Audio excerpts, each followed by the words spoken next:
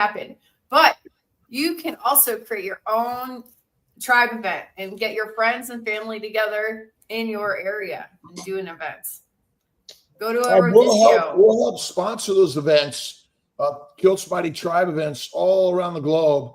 And we're really bringing our brothers and sisters from around the globe together. And think about all the tribes for infinite years coming together. And the part of the problem is we're all living in these major big cities where it's become an amusement park instead of the temples, nature, and getting out to nature. Robin, maybe you could talk a little bit about nature and really getting out to nature and sunlight and grounding and things like that. DeNitra. Are you asking me that? Yeah. Yes. Oh, sorry. absolutely. Yeah. I mean, yes, I love it. I am. I think that the nature part of us is amazing. As a matter of fact, I do want to announce for the first time on this show that I'm going to be in Cape Town, South Africa, getting to speak with the Nose Foundation. And I literally was just sitting with the travel agent on yesterday so that I can go to a safari, right? So that I can build in the nature of it all. I mean, it's amazing. I sit home with my husband, Sam, and we watch the lion shows and just watching them in nature. Like, I'm super fascinated. I think, and I've heard someone else say it, is that, as humans, we are the only ones who really mix up our diet, right? Everybody else, all of the other species know exactly what to eat. So yes, Dr. Kiltz, by all means, I think the nature and spending time in nature and knowing that we can survive and how we can survive is amazing. Yeah, well, I gotta say dogs and cats have problems too, but that's because we feed them incorrectly. Right.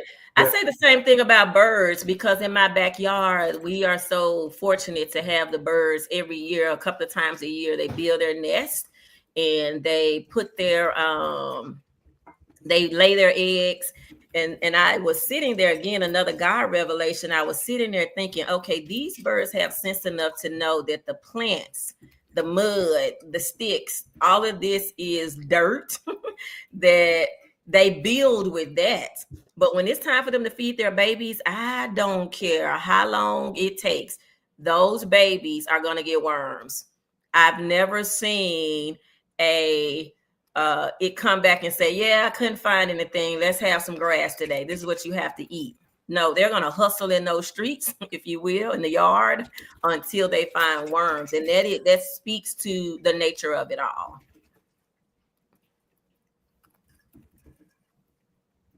And it really, we're truly nature, but we've sort of broken up our natural way through, I go back to the temple versus the amusement park. Where are we living? And we are harming our bodies by straying off of our truly natural ancient diet, which is rare to raw. It's actually raw fatty meat. I mean, no other animal cooks their food. And when you cook the meat, most people are cooking the fat away. Yes. Well, not me anymore. I was a part of that tribe at one time, but no, I'm literally buying beef fat, saving my own tallow, and using that tallow. When I have people always ask me, what do you eat on the side? I'm like, a chicken wing for me now is a side dish. A scallop is a side dish. A shrimp is a side dish. But yes, on the side of a ribeye, a chuck eye steak. This weekend I made beef ribs in the crock pot. So delicious. And I agree with you that has been the game changer for me. I was never intending to be carnivore. I actually say carnivore-ish because sometimes I don't always get it right. It's not about perfection for me, but I do indeed try to prioritize my protein and my fat. There's a time if I'm eating a burger, I may want a piece of onion, right? That may be a very rare occurrence, but the protein and the fat has been the game changer. I mean, my life has changed. My body has changed. My numbers have changed. Can't hear you if you're talking to us, Dr. Nelson. Oh no, Dr. Nelson.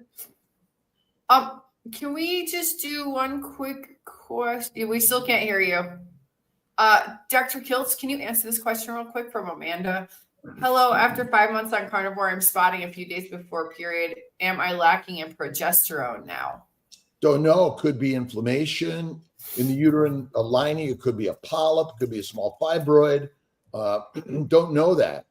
Keep going on carnivore. Fatty meat, rare to raw fatty meat, salt and water, add some butter. But sometimes get an ultrasound and get checked. You know, it could be, by the way, it could be cervical bleeding, vaginal bleeding. It could be, or uterine bleeding. We don't know where it's coming from. But, you know, if it's persistence, get it checked. But it's more rare to raw fatty meat. Remember, the microbes in the gut go out the rectum anus into the vagina, infect the vagina, cervix, uterus, and cause a tremendous amount of inflammation. And then also at the same time, the goitrogens are the plants that damage the thyroid gland. They also damage the uterus and other organ systems.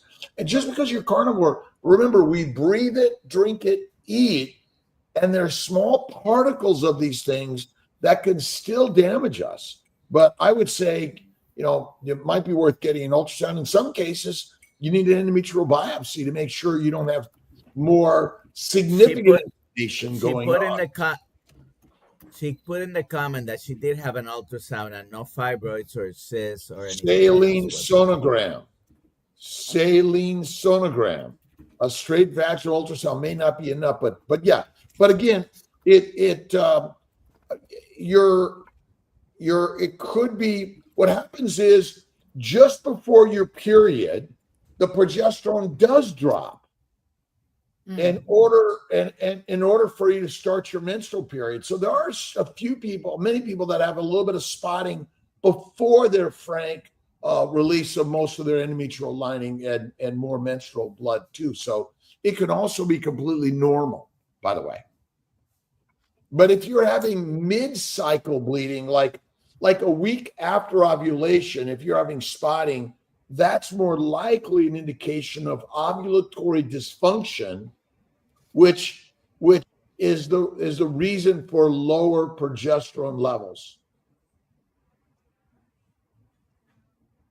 And then I would like to add too, again, it could be just the fact that you have taken on a new way of eating, right? This is, as Dr. Kiltz said, it could be completely normal, your new normal, and not something to be alarmed about. It's clearly like continue to watch it, but the body is in a healing process. I mean, even for me personally, when I first really got deeper into carnivore, I had been a year without a cycle, and my cycle came back. I was like, what in the world is this? Because the idea is that some things are starting to normalize. It's gone again now. And I did, check in with my doctor. However, it was just, again, the body getting some normalization, in my opinion, for me, that caused it to happen. Yeah, I say healing. I was trying to ask you before, how long have you been carnivore? Yes, I've been carnivore clearly now 2 strong years. 2 good strong years, but I would say dibbling and dabbling with it for about 4 years.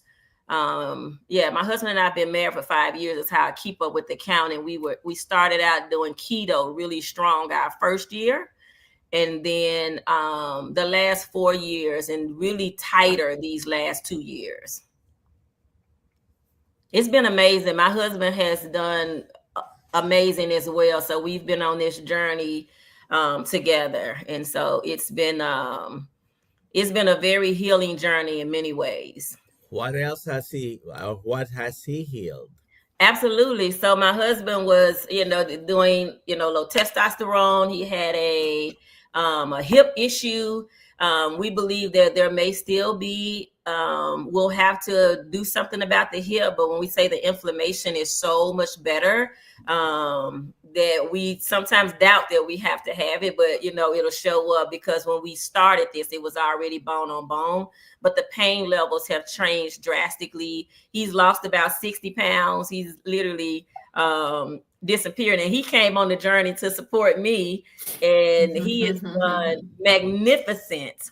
He's done magnificent on it and leading the way in his, he's an educator, leading the way, even with people in our area are just drawn to him like a magnet, because they see the change in him. Is this something, a unique diet that's good for some and not good for others?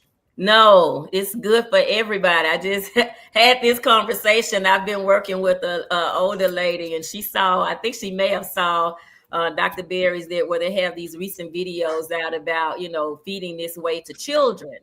And she was like, it just seemed like this could be harsh for children. No, what's harsh for children is sugar. What's harsh for children is the cereal that you continue to give them. 100%. This is not harsh for them. Is a ribeye steak necessary, or is hamburger adequate, acceptable, and actually maybe really powerful for all of us, and we don't need the ribeye steak? You don't need the ribeye steak. I agree. You could do this on ground beef. I often tell my clients who are having parents that are dementia patients, I say, if you are responsible for their diet, feed them ground beef and eggs. Feed them. So yes, you can definitely ground beef. My husband, as a matter of fact, primarily it's all he eats is ground beef. He only, every now and then, if I get a steak, he is ready to grab a steak. But otherwise, he can do it on ground beef and be happy. And I mean, he wants the fattier. So Dr. Kiltz, when you were here in Memphis, you gained a fan, because like, I like this guy. I like the way he's talking. And so, yes, he is definitely a ground beef. We have switched to our local butcher. That has made a difference for us. We were initially tied into, doing ground beef ribeyes from Sam's, but we discovered our local butcher here in Jackson. And now we are definitely buying ground beef, ground chuck, beef fat, in those highly expensive ribeye steaks from the local butcher. So I do think sometimes that the local butcher is better, but it's not necessary. I'm working with people that are on all different levels of their economic status. And so because of that, I think you can have whatever you like that is within the ground, within the beef family or the meat family. But we're missing the minerals and vitamins that are in the smoothies and from the plants and the fruits. Is that really important for us to get? I mean, you can't get them anyway. I mean, just personally for me, in my scientific background, is that is a jug of sugar. That's all it is. A sugar bomb. That's what Yes, I call sugar it. bomb. Good word. Good word. I mean, I break people's hearts when the first two things I tell them in my consultations with them, when they say, oh yeah, they're so proud. I go to Smoothie King and I have I'm saying, if you're going to work with me, that's not going to work out, because that is a sugar bomb. There is nothing healthy about that smoothie. Well, I just get the fruit one.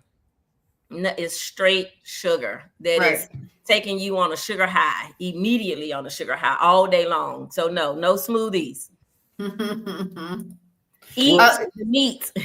Eat meat, Simple. be the master. Eat the mush, be weak and meek. I love it. Say it again, Dr. Kiltz. I mean, if we go back and our science, ever since medicine and science and the government and and commercialism to teach us, but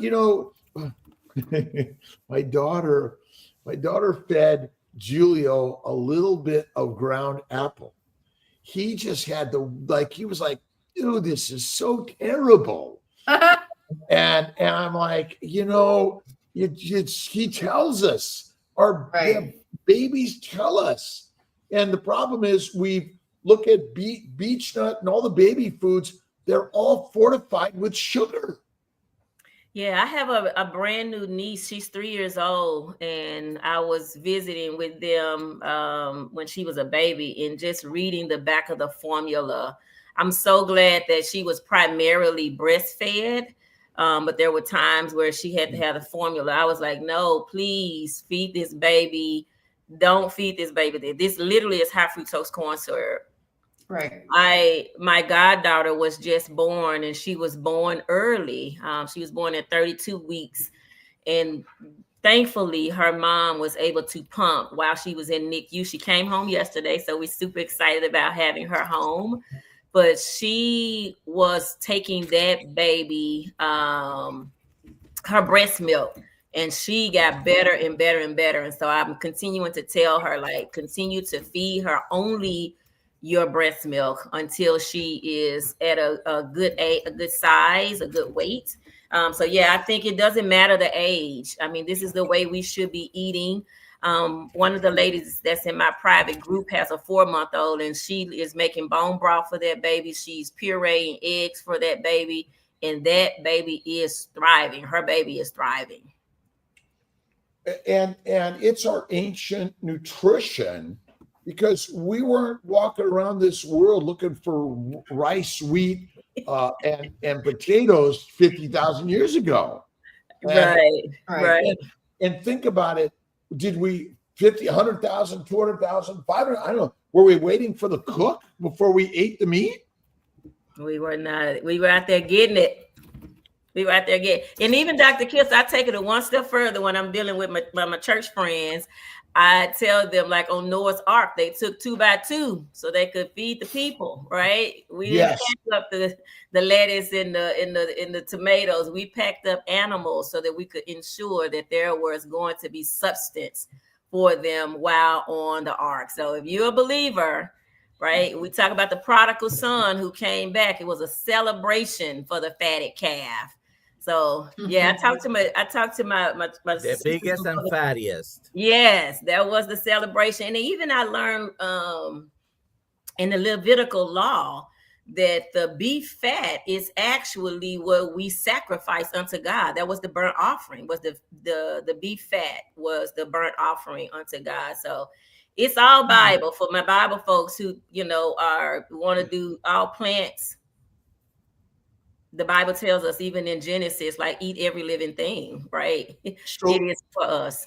The Bible is our human story. And that's the beauty of it. And it's such a critical part to realize that for thousands of years, think of all the stories that have come together in all the Bibles of the world. Yeah. And the science, I mean, I'm in science, but what I learned about science, it's missing the simple truth. And someone's trying to sell us and prove something to us. But what more proof do you need than the Bibles, which have been around for thousands and thousands of years? Oracle, spoken stories, which have helped us. And obviously, environmentally, there was a reason we might not have eaten one thing and preferred another, is to share the way to be healthier. Yeah. Yeah, I definitely think that it has been confirming for me in my journey and my walk to go back and really understand the Levitical law around, the beef fat, to understand the Noah's Ark. Those things have been confirming for me. And the prodigal son, I feel like that's what I was out there eating that processed food, was the prodigal son. I was gone away from I was a wayward. And so being able to come back to this ribeye is how I feel every time I get a chance to eat a ribeye and not be sick out there in the field. So I'm great. Yes, sir. Yes, sir. Definitely. Let's get to some of these questions. I want to make sure we got a bunch. Michael Smith. Dr. Kiltz, since I've dropped carbs and become carnivore, my nose has been red like he meant to say he's a boozer, and runs constantly. Is this something to do with histamine? I asked him if he eats cheese. He eats quite a bit of cheese. DeNitra, you want to answer that one first? I mean, I think definitely to think in terms of the histamine, and how clean is your carnivore is the question I always ask. How deep are you going with it? Because it's really an experiment on yourself. You have to keep eliminating until you find your formula. That's what I tell my clients. Everyone has a formula. And look at Pottinger's cats. And Pottinger's cats, basically the cooked meat versus raw meat, and they were healthier on raw fatty meat. And so I really think too many people, again, it isn't carbohydrate, it's plants or animals. That's all we eat, plants or animals. And the more animal, rare to raw and fatty meat you eat, the healthier, and the less frequently too. But healing is also part of this. It takes time to heal. And our good friend Sally Norton in oxalate dumping, and our body, it takes time. Everyone is like, hurry up. Patience in the process. Yes, sir. So even for me, Dr. Kiltz, the heal, even being on this journey, sometimes people see me and I still have some what I call the visceral fat to lose, but my body is continuing to change, continuing to heal. And the more the body heals and starts to feel safe, like my body needed to feel safe that it's going to continue to get nutrients, that I'm not going to continue to feed it the way I had been feeding it. And now I can see the healing and great things happening. My energy levels are up. The things that my clothes are changing. And sometimes I'm the same weight. So let's don't go about weight all the time, right? I've been hovering in these 190s now for probably 3 years. But when I look at I've gone from being an extra large to being a medium, still hovering in the 190. So I tell ladies, like, don't you looking for a fast fix now because you've gone carnivore. Oh, it's not working for me. Your body is damaged. Let it happen. DeNitra, how are you feeling on a carnivore and despite not being 120 pounds? I am amazing. I feel great. I am able to run, walk, do all types of things. I mean, my knees used to hurt so bad that I just knew I was going to need knee replacement, my shoulders, my arm. None of those things bother me. As a matter of fact, I'm working with clients who are smaller than me, but their labs don't show the same thing. I always tell people it's all about what your labs say. I have people who are pre-diabetic, whose fasting insulin that they've never had before is in a 12. And although they're smaller than me, I would say they're not on the trajectory of healing as I am. My fasting insulin most recently was a 4.8, right? Like it's been amazing, my journey. I did 15. Oh, go ahead, Dr. Nelson. Yeah, I just wanted to go back to Michael and make a comment that you need to look into what you're eating and try to find out, because it sounds like it might be histamine issues. And there's a very good video that Lynn DeVokie has, Midlife Carnivore. You can look.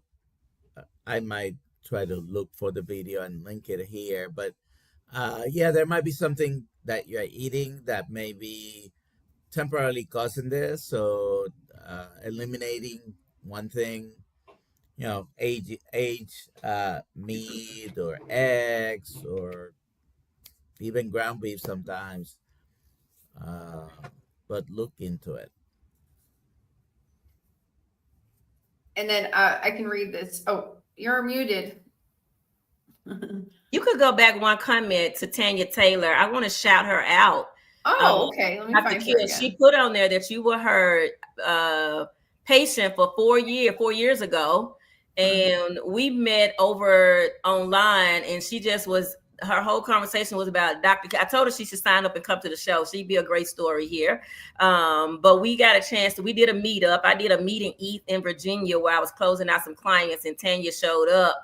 And so she tried carnivore. She didn't learn carnivore at that time with you, but she tried carnivore for 30 days. And now she is completely sold. She is doing videos every morning, breakfast with Tanya. So yeah, I just want to point out that she definitely is a Kiltz fan. So you got a good one there.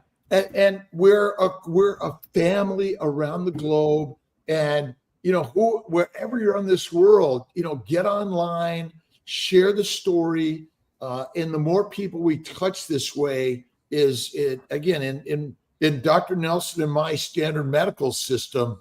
It's like they close the doors on us, they lock us out, but we're not taking that. We're not offended by it. We're inspired. What God is saying, hey, keep at it. Don't give up, because your doctor, brothers and sisters, all of medicine, by the way, we want to help inspire each and every one of us together. I mean, that is the whole goal. This is what I say to people, and I'm looking for people that we can convert, people that haven't heard the story. So when I'm having my events, it's about the who hasn't had. I'm looking for when they leave, they like, my mind is blown. Okay, now that your mind is blown, now I can help, right? Now I can put some new information in it. So yes, we are all about trying to make these connections to keep people healed and whole, and especially in my community, where we top the charts of everything, right? I mean, females in particular, but males also. I mean, I have classmates that have had both their legs amputated, right, at the same age as me. And it's literally, they lost a war with these processed foods, essentially. It's interesting because I want to go back to the world. So the more you try to be skinny, the more of the world is getting fat. Yeah. Right. Because in fact, the brain recognizes that this idea of being skinny is completely incorrect. And I'm trying to blow up the idea that obesity is even a disease. It is not. It is a state of the body in a moment that says, hey, there could be a famine. And if you're not fat, you're dead. And the stress is so high in this world, and everyone's focusing on the worry. But what we're doing here is we're recalibrating the mind to recognize that you are beautiful right now, period. Right. And when you realize that, the stress will just calm the waters. Right. Right. And health and wellness will be yours in the moment that you are right now. And we need to again, it's a drug, a dissection, a diet that just is not working because we're going down the wrong road. Absolutely. I agree wholeheartedly with you that we have made some choices around what we're eating. And I mean, it's really been forced upon us because we think these things are healthy. When I start telling people that they may want to look at their fruits and vegetables that they're eating, I often could, quote Sally Norton as well. It is a struggle for that mindset to change. I mean, the propaganda is so huge that I look like the crazy person in the room. I've worked with a young lady in our city. It's literally taken her 3 years to hop on board with it was the lab work that spoke the loudest to her. But she's done a whole by face in 75 days. She's lost 22 pounds, feeling better, skin looking better. But people just believe that these vegetables and these processed foods, if they pick the right thing, that it's the thing that's healthy for them.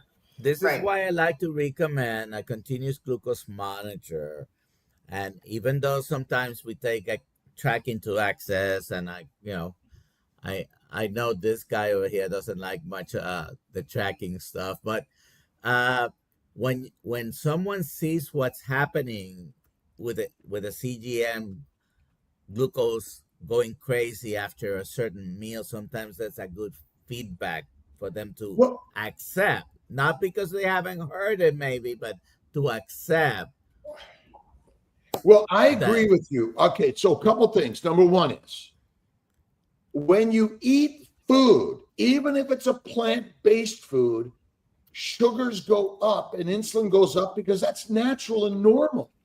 There's nothing wrong with insulin, by the way. Insulin's doing its job. Insulin's job is to make fat in the liver. It is not to put sugar in your cell, and it's not to regulate glucose. It's a digestive hormone enzyme. Its job is to make fat. And if it doesn't do that, you're dead. And I agree with you, Dr. Nelson. I think it's good for us to see we know it, but what you're doing is actually the most important thing to see where your average glucose levels are.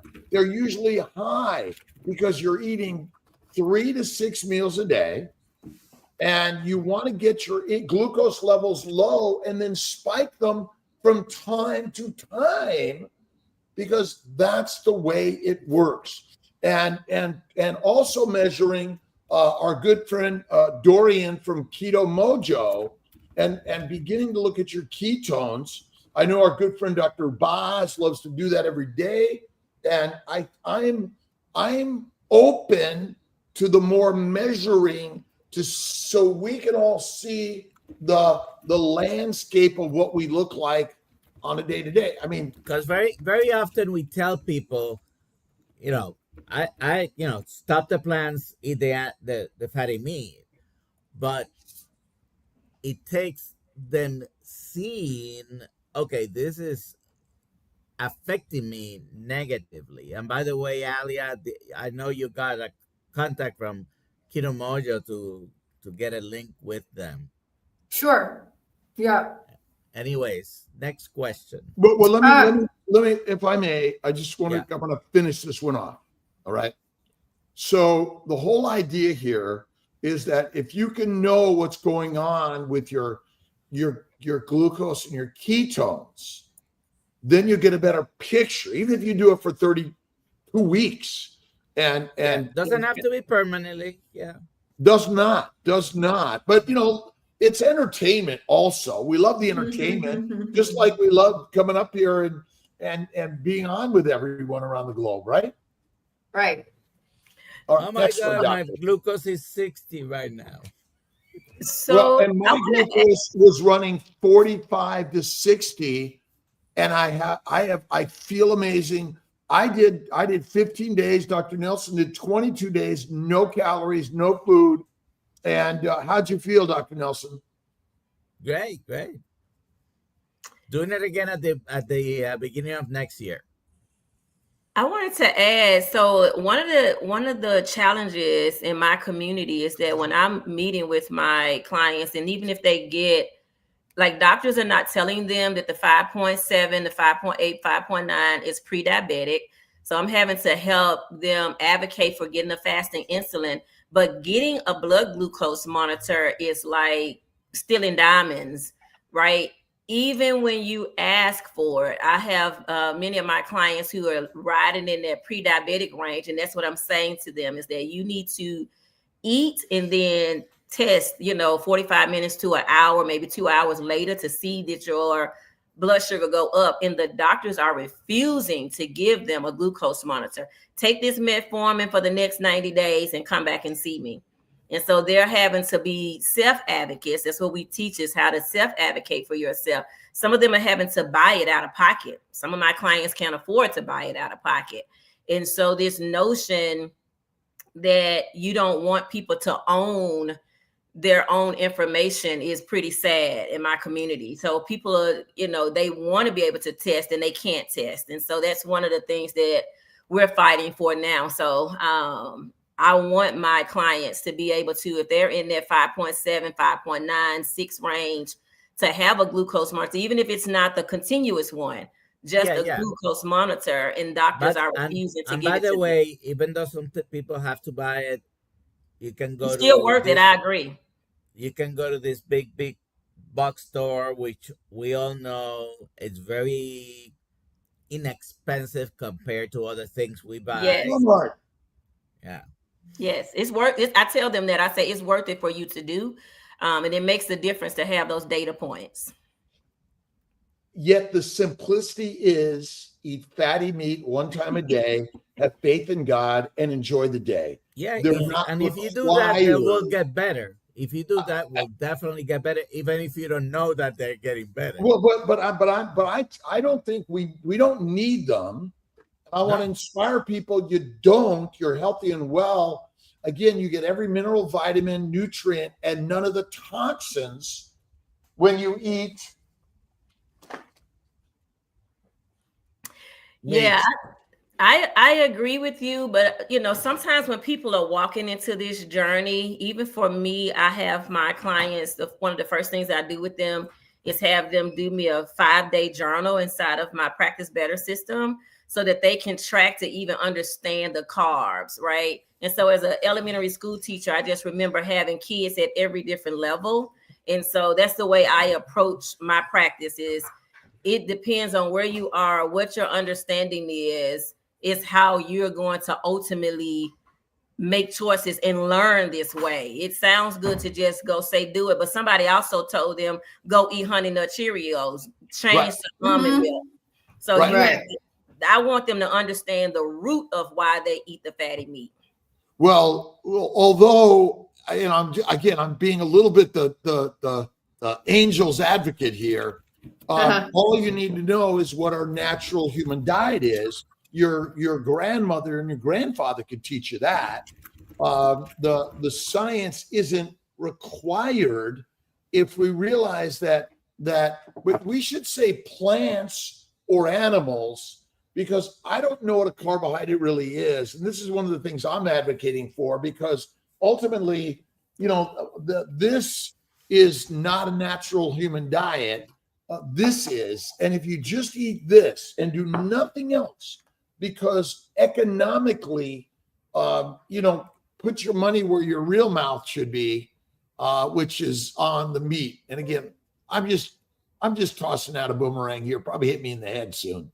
No, I agree wholeheartedly with you that is the direct. As a matter of fact, I get kicked over the head when I say that plant-based equals sugar-based. All plants are sugar. All of it's going to metabolize in your body as sugar. I don't care if you think it's not sweet, it's still going to be sugar. So I agree with you. But I'm just saying, in my world, getting people to recognize that it's deeply rooted. And so even from, in my culture, plants, eating greens, eating soul food, eating the sweet potato. And I tell them that we did that as a point of resilience, if you will. It wasn't natural for us to do that, but it is still deeply ingrained in our community that these side dishes are healthier for you than eating meat. I mean, people in my community wear a badge of no meat. They wear a badge of them. And everybody's living that. I mean, ultimately, the only thing I put on the side of my ribeye is a little bit of raw meat, tartare, and that's it. Well, I think it looks like we're like at we're over time. We are, but can we just answer this question from Tanya Taylor, Dr. Kiltz? Since I'm carnivore now, do you think my IVF outcome would be different? DeNitra, what's your answer? I think she's posing it to you, Dr. Kiltz. She put it in all capital letters because she was your patient 4 years ago, and so that's what she said. Answered also, but I wanted your. I mean, I definitely think it would improve hormones, and so the knowledge wasn't there, I guess, when you were she was your patient at that time. But I would turn that one to you for sure. I mean, essentially, inflammation is caused by a plant protein, low animal fat diet. And infertility is just another inflammatory condition. The diseases are I call them poison ivy diseases, meaning that we're exposed to some antigen or chemical or microbe that's damaging the most important system of our body, which is reproductive. That's all it is. But yeah, 100% carnivore is the cure. Absolutely. Absolutely. I agree with you. So what's next, Miss Alia? We got to do the giveaway. This morning. Here we go. Where can people find you, DeNitra? Oh, great question. So my YouTube channel is Advocator, Coach, Educator. And I am trying to get my likes and views and shares up. So please, audience, go to Advocator, Coach, Educator, and like my channel. I do a show on Monday nights at 6 p.m. called Carnivore-ish Conversations, spelled with a K, Carnivore-ish conversations, and the ish stands for informed, satiated, and healing. The idea is if we're doing those things, then we can get to a healing place. So join me on the show. And in October, I will be at the World Summit. I'm going to start posting it on my page. You're welcome to send me a friend request on Facebook. And you'll get a chance to see in October, I'm going to be at the World Summit with the Noakes Foundation and the Nutrition Network. And I'm going to be speaking there. So they'll have a virtual opportunity to join in. So yes, that's what's happening in my world. Yay. Yay. And I want to say congratulations to Denise. I'm not going to try to say your last name. Cool. No, I'm not doing it. I'm not doing Denise. it. Yep. Sure. Yep. Congratulations. Email me, Alia at drkiltz.com, and I will get you your books. Congratulations. Congratulations. And don't forget to go to drkiltz.com and sign up for the carnivore course, coaching course with Dr. 1st. Nelson. And we're really bringing so many more people in to heal. And we are all becoming the teachers, students, then teachers. Yes, doctor. 3 p.m. today, Eastern time, 3 p.m. Eastern, Dr. Sarah Saldivar will be with me. And on Thursday, Emily Fenton, who has put multiple sclerosis completely. Wow. Penton, right? Penton. Yeah, Penton. Emily Yeah. Penton. Multiple sclerosis completely into. Eliminated it. Completely. Eliminated it. I'm just sorry. Like just like DeNitra eliminated. Right. Poison ivy is in remission. Yes. Right? Yes. Yeah. No. Right. All right. Hey, I want to say one Eastern. last thing. I would be remiss if I don't say this. In Memphis, guys, save the date, December the 13th. December 13th. We are having a carnivore-ish cookout in December. Christmas. We're bringing July to December. We're having a cookout in Memphis on December 13th, 2025. So put that date on your calendar and definitely be prepared to come and hang out at the cookout. Christmas party. Yes. We're going to get the year started right so we don't wait. Everybody's kind of like waiting to January. So we want to get folks together before January, right? You might be able to lose 10 pounds and start healing before the first of the year. So there we have it. Thank you all so much for this opportunity. Dr. Kiltz, love you deeply. Appreciate you, Alia and Dr. Nelson, for the opportunity to come here and share. This is a huge, big deal for me.